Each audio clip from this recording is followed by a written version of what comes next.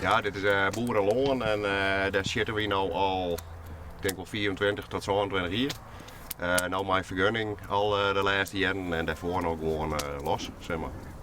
En met hoeveel mensen doe je hem dat ongeveer? Ja, onze groep die het organiseert is maar 4 man ongeveer. En eromheen nou, daar gaan we nog wat lossen die ons helpen. Dat rent wel op naar het zien, dacht ik. En dit hier, wat alles zo is, kijk me in het denken, Ja. hè? Dit hier is heel oors. We hebben allemaal vakken gecreëerd en al. En we zijn zo in december naar de burgemeester geweest. Even te praten en wat de voorwaarden zijn en zo. Nou ja, dat probeert wat naar te streven. Moest je hem een soort verhoren in de plan? Nou ja, die orometer moesten we gewoon horen. De bussen moesten een rij bussen en dan 20 meter ertussen en dan weer een rij bussen.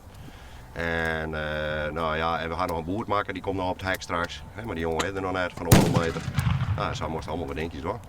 Dus het wordt aan nog wel wat drokker hier. Ja, als het goed is wel, dan komen er nog een stuk of 30 bussen komen erbij. En dan zijn we helemaal los. Is het altijd dezelfde ploeg die het hier is? Ja, meestal wel, maar er zijn wel wat meisjes die zweven er wat omheen.